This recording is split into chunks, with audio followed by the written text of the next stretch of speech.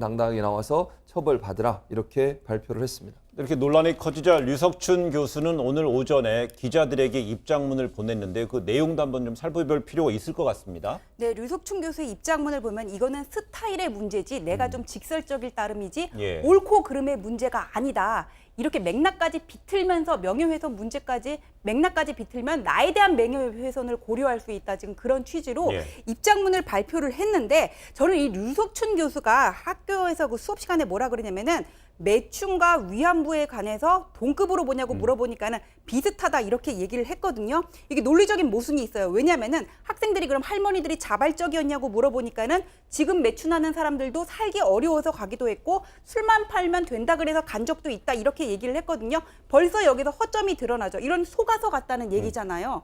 매춘이라는 게 뭔데 내가 무슨 대가를 받고 어떤 성을 제공하는 건데 그건 제공하는 사람의 자발성을 전제로 하는 거거든요. 위안부 할머니들이 속아서 갔어요. 그래서 집에 돌아올 수 있었습니까? 없었어요. 강제로 어떤 대가도 없었고 그냥 인권을 유린당하고 성폭행을 당할 수밖에 없었는데 왜 이런 본질을 그냥 거론하지 않고 표면적인 어떤 그런 것들만 가지고 양자가 동급이라고 보는지 거기에 대해서는 의문입니다.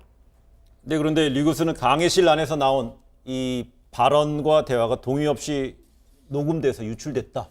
이러면서 이게 외부 압력, 뭐 통제다, 뭐 이런 식의 입장을 내놓고 있는데 이거는 어떻게 봐야 될까요? 본인은 그렇게 주장을 하시는 건데요. 네. 그러니까 그 말은 결국 뭐냐면 진보 진영에 있는 사람들이 어떤 본인을 공격하기 위해서 이런 걸 꾸민 게 아닌가 이런 아마 의도인 걸로 저는 해석이 됩니다. 이분의 말을 들어보면. 네. 그런데 저는 그렇다고 보지 않아요. 지금 전 변호사 아까 유엔 얘기도 했었고 여러 가지 우리 사회가 공통적으로 어떤 결론을 내리고 인식하고 있는 부분하고 전혀 반대되는 얘기를 하지 않습니까? 네. 그게 학문의 자유라는 부분으로 용인될 수 있는 부분의 범위는 넘어섰다고 저는 생각해요. 그리고 강의실이라고 하는 것은 학생들에게 다양한 어떤 생각과 가치관을 전달해주고 학생들이 그걸 통해서 올바른 길을 찾아가도록 노력해 줄 수 있는 게 교수가 할 일 아니겠습니까? 네. 그러면 이런 위안부에 대해서 이런 의견이 있다. 그런 일부의 의견이 있지만 일부에서 정의기억연대나 우리 사회 공통적으로 느끼는 부분은 위안부에 대해서 이런 마음을 갖고 있다. 이것도 얘기해 줘야 되는 거 아니겠어요? 네. 그게 교수가 해야 될 일이지. 어느 한쪽에 본인이 생각하는 생각과 가치관만 주장하고 얘기하면서 학생들에게 일방적인 어떤 편향적인 정보를 습득하도록 만드는 것. 이 자체가 저는 문제라고 보고 두 번째는